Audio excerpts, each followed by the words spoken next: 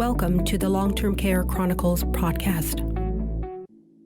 In today's episode, we have Member of Provincial Parliament Representative Lisa Gretzky, who is representing Windsor West, who is the NDP Critic for Community and Social Services. On July 20th, 2020, MPP Gretzky had tabled a motion for the Essential Caregiver strategy, which was mainly for family members and support persons to be recognized and to be allowed in for congregate settings for their loved ones. So now we're listening on that conversation.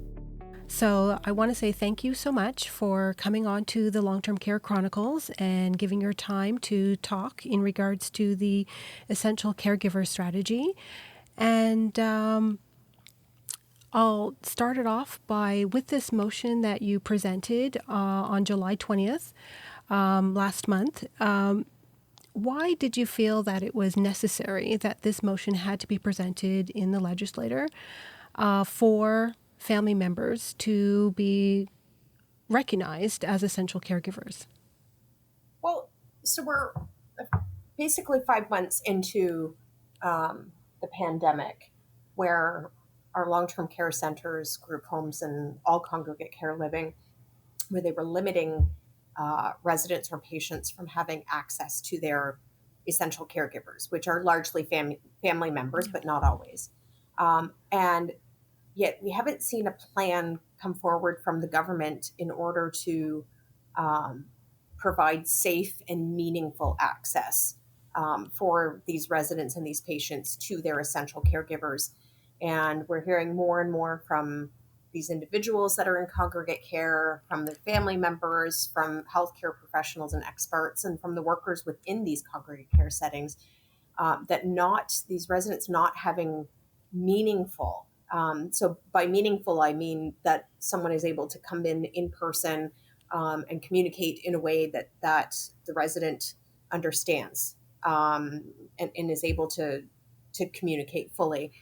So we're hearing that what's happening is these residents and these patients are starting to have a decline in their mental state, in their physical well-being, and emotionally as well. And so it's really long past time that the government came up with the strategy around essential caregiver access and making sure that can happen in a safe and meaningful way for patients and residents within congregate care settings. Yes, absolutely, because it is definitely taking a toll on a lot of the family members as well, to know that they are barred and restricted from being able to provide the care that they were providing prior to the pandemic. And with the pandemic being with us for the foreseeable future, we don't know, there's no vaccine at this point in time that would change that. And with your strategy, with the Essential Caregiver strategy, it talks to both the immediate and the future in regards to the fact that caregivers would have a voice. They'd be a stakeholder at the table in terms of when changes like this would happen in the future. Is that why, in terms of the key points for the strategy, the language that was used to describe everything was indicated in here? Yeah, it's really, really very important that we are individual-centered and person-centered. So we need to be talking to the residents and the patients within congregate care about what is meaningful access to their caregiver. What does that mean to them? But it's also important to be bringing the workers from within these congregate care settings into the conversation because they're the ones that are on the inside of these homes who are trying to do the very best that they can with very limited resources. Most of these congregate care settings, whether that's long-term care or even in developmental services and group homes, they're understaffed. And quite frankly, they're overworked, and it's very difficult for them to do what they need to do on a daily basis and provide the type of care that they want to provide. And so they recognize that there is a role for these essential caregivers. There's something that an essential caregiver, a family member, can provide emotionally that workers simply can't. And so it's important to have, but it's important to have the workers at the table to have this discussion, to talk about what it's like staffing wise, and what they've seen as far as the decline mentally, physically, and emotionally for the residents in congregate care. It's also important to have the essential caregivers at the table, and to have experts in the various fields in healthcare and in developmental services at the table, so they can talk about the what a safe reintroduction, and staff could help with that as well. What a safe reintroduction or access to essential caregivers would look like. And a lot of the work has already been done. So the National Institute for Aging, the RNAO, and many others have come forward and already put forth policy pieces and suggestions on how to have meaningful access for these residents, and to do so in a safe way.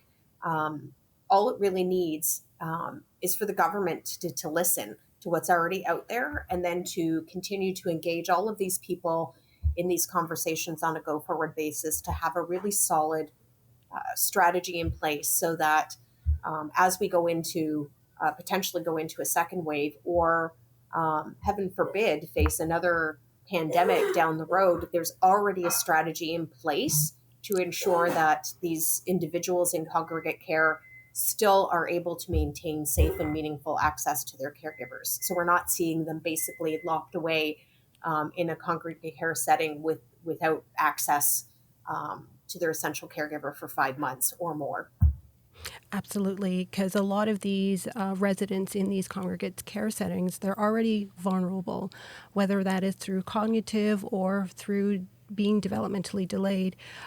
They are seen as the most vulnerable in our society, and with the government's inaction to be able to have the family caregiver come in a safe way, as well as, because it's indicated here in the strategy as well that that would be part of the policy, to be able to for training on PPE, to be able to, for that family member to be able to come in and to provide it that consistent care that was there prior to the pandemic. Is that correct?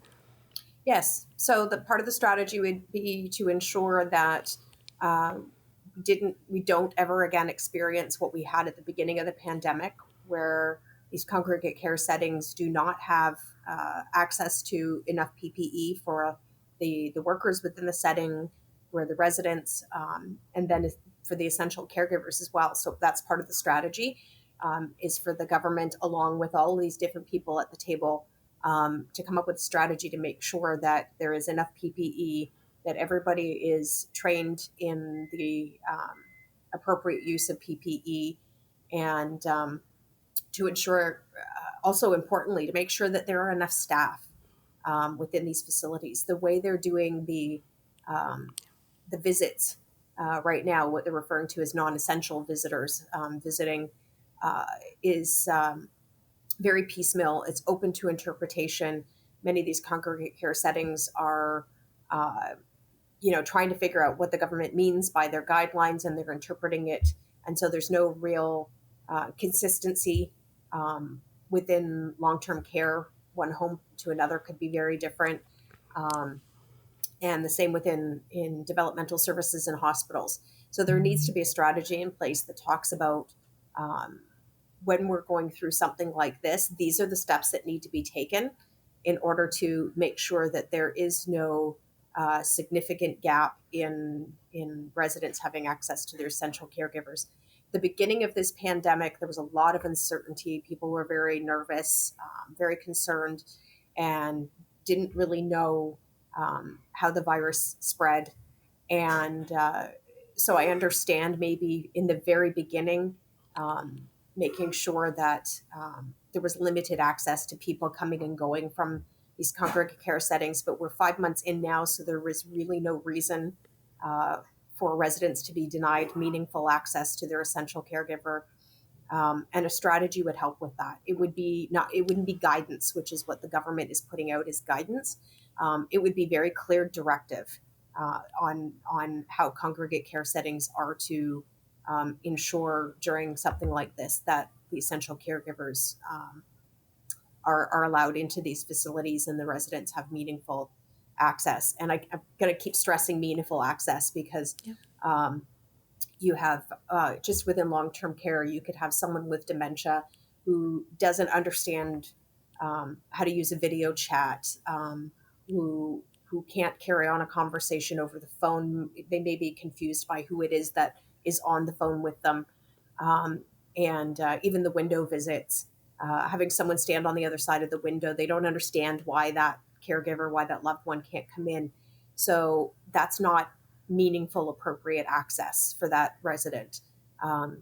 So this strategy is all about having not just guidelines, but having very clear directives that everybody follows, and for the government to ensure that there is enough PPE provided to these congregate care settings in order to allow safe and meaningful access.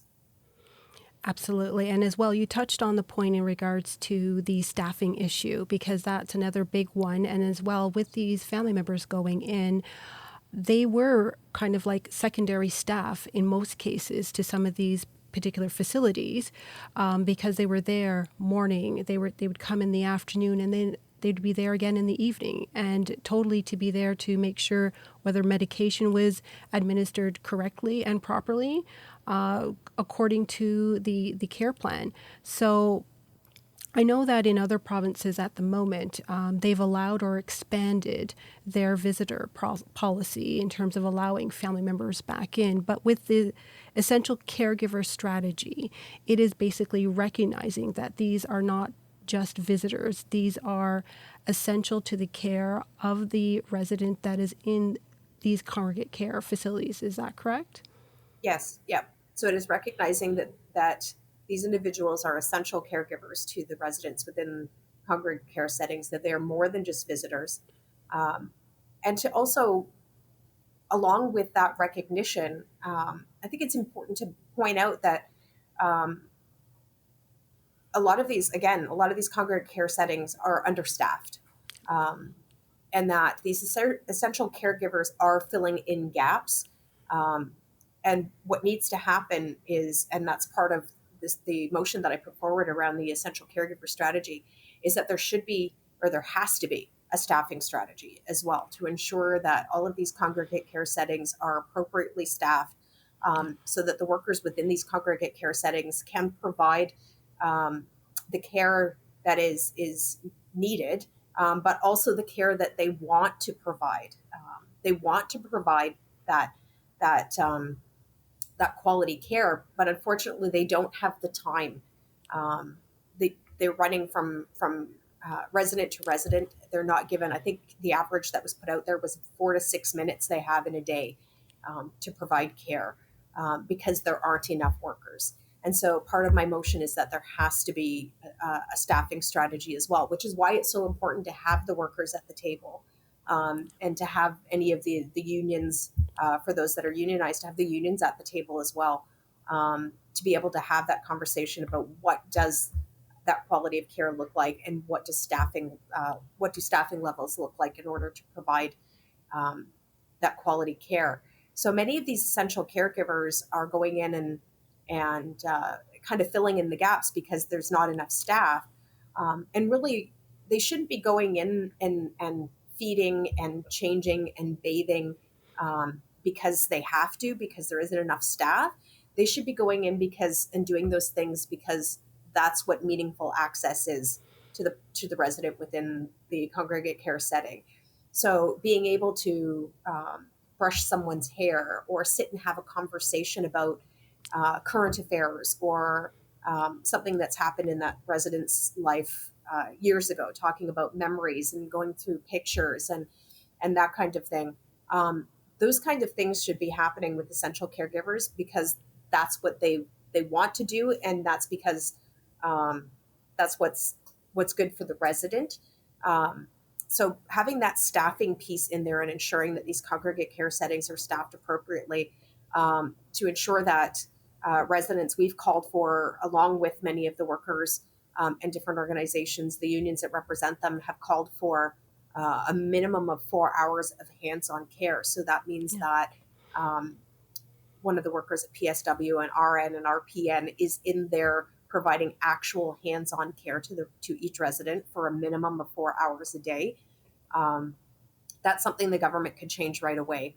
But that's certainly something that could be implemented through an essential caregiver strategy as well, and through the staffing strategy that's part of it. So with this strategy as well, with all the points that you just made, is there a timeline in terms of for the government to action this and to make this a reality? Because there is everyone is saying in terms of the second wave that will be upon us with the flu coming up in the fall.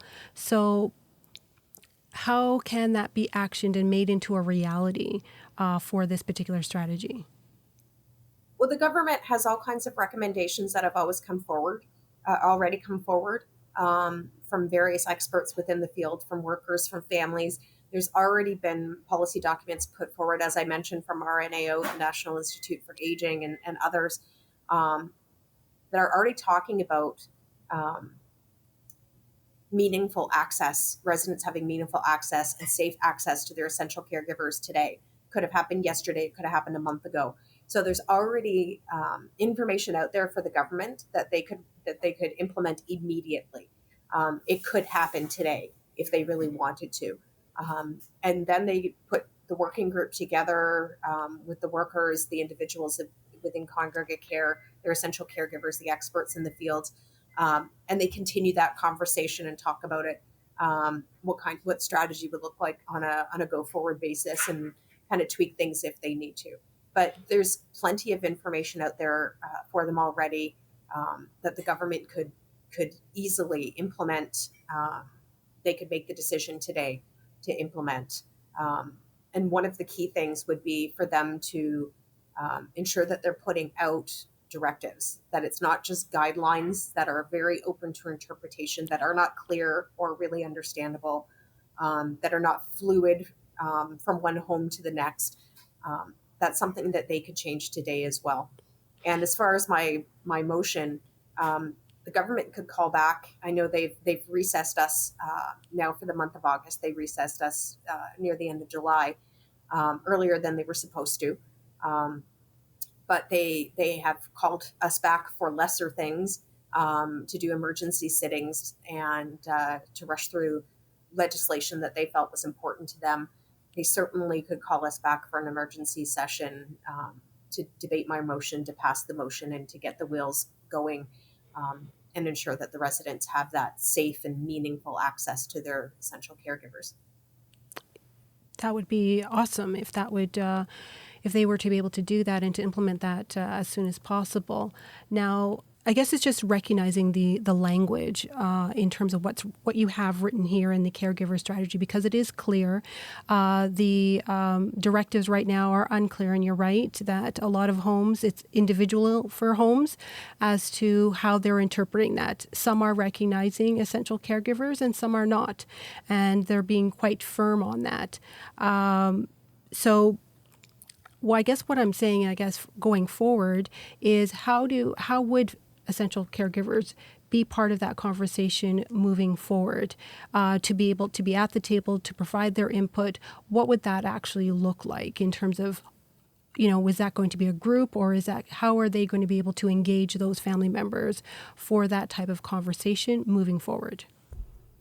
Well, this government and previous governments have had working groups, or panels, as they call them, that they could put together. So they put a call out to the general public and say, this is the topic that we want to discuss. This is a strategy that we want to look at, and we would like your input into how to make that happen. So they could do surveys. They could do they could put a call out to the general public to apply to be part of the panel, and that has to be done in a really open and transparent way as well. The government can't be stacking the panel with people they know are going to say the things the government wants to hear. It has to be done in a transparent and open way where there's lots of different voices at the table, sharing different ideas that need to be taken into consideration. And then by having these caregivers at the table and the workers at the table, the experts in the various fields, whether that's long-term care, healthcare, developmental services, to have all of them at the table, but more importantly, to have individuals that live in congregate care as part of that conversation, whether that is physically present in a boardroom to have that conversation, or whether that's through a way of communicating that's appropriate to them, that they're a way that they're able to communicate. It's really important to have the individuals in congregate care as part of the conversation as well. So it's something that this government and previous governments have done in the past. We've had concerns around how they chose who was on the various panels, which is why I'm saying it needs to be very open and very transparent. But it's not uncommon for it to happen. They could put a call out today to the public. They could put a survey out, just a general survey of the public to see what their suggestions and their ideas are. It's something that could happen pretty quickly. We just need a government to have the will to do it. And I just look at how the government's had a plan to open bars, to give people access to going into a bar, to be able to have alcohol and be able to socialize with people. They've had a plan on how to open restaurants. They talk about having a plan to open the economy and that kind of thing. And yet there is no plan to ensure that individuals in congregate care settings have that safe and meaningful access to their essential caregivers. It's just guidance. And there is no structure or consistency from one congregate care setting to the next. So it really is about priorities. And this government could make these individuals in congregate care a priority, and get this process going, and ensure that the essential caregivers can get into the congregate care settings. Absolutely, because that would be, I guess, that's what family members want, is to be able to have that say, and to have their voices being heard, and to be able to give some direction to the government as to what should be part of it. So from what I can gather in terms of, yes, there's this essential caregiver strategy. Obviously, there has to be a staffing strategy, and for all members and everybody to be at that table to be discussing what those changes and what those what that should be and what that should look like moving forward. So lastly, I would just want to say is, I guess it has been definitely very hard for a lot of family caregivers for not being able to be within these congregate settings, and then as well for the family members that are, let's say, not even in this province, because we do have, I guess, individuals that are in these congregate settings, whether it be long-term care, that are out of province because they may not have it in their territory like the North. So for them to be able to participate and to be able to provide their voice as to what that change should look like, that would still encompass what you were indicating before in terms of whether it's through surveys, whether it's through being able to provide a voice at the table, but they would not be able to come into person. Would that be looked at differently, or to be able to provide, their accommodation to be able to provide their voice as well? Yeah, there's absolutely the government. I think there's a responsibility to ensure that everybody that has been affected by essentially the lockdown in congregate care settings, anybody who has a loved one or someone that's close to them that's in a congregate care setting, should, they're living it.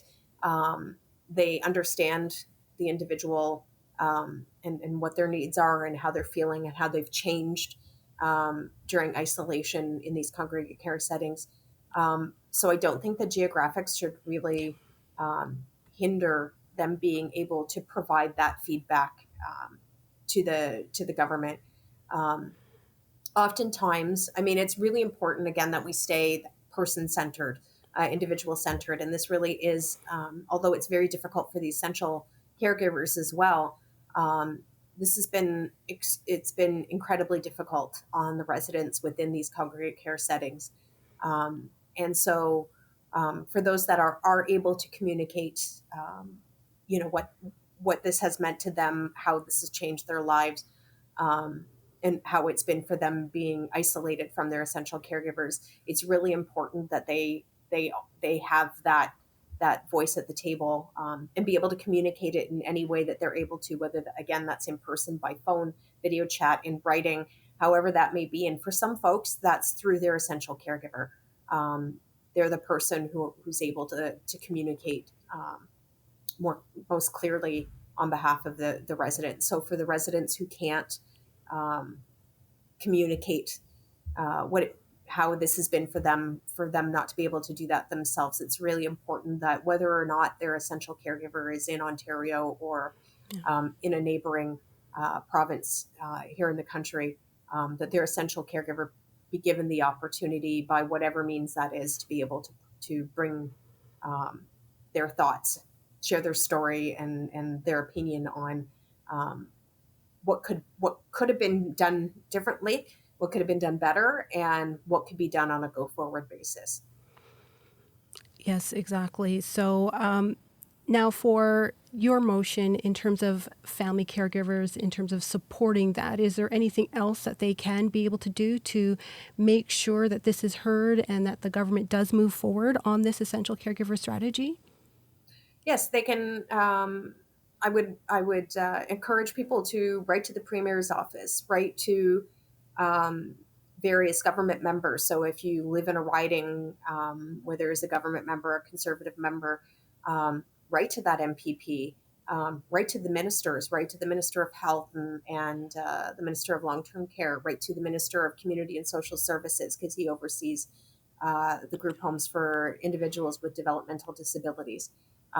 Write to all of them and let them know, what you as an individual has been going through if you live in congregate care, or what you as an essential caregiver have been going through, not being able to go in and support your loved one in congregate care. You can write them. You can call them. I have a petition that you can sign as well, where I share how many signatures we have, and that's on my website, lisagretzkympp.ca. But there's a way to communicate with the government now, and you don't have to wait to see if they form this working group, this panel. Public pressure can be a very powerful thing. So the more that the government hears from these individuals in congregate care and the essential caregivers, the better chance we have of the government actually doing the right thing and developing, bringing everybody in that needs to be at the table, developing a strategy that can be implemented immediately, but then also on a go-forward basis as we potentially go into the second wave. And as you've mentioned, flu season, they really need to, like I said, pressuring the government, public pressure, it can be a very, very powerful thing. Thank you so much. I really do appreciate your time for coming on to the Long-Term Care Chronicles, and definitely will, push this out there so it can be reached to as many to be able to impact the government on this essential caregiver strategy. Thank you so much. Thank you. Thanks for having me on. You're welcome. Thank you for listening to today's show. If you have any feedback on any episode or suggestions, please contact us on our social media on Twitter @FamilyCouncils, on Facebook @Family Council Collaborative Alliance, and Instagram @FCCA0020. Thank you again for listening.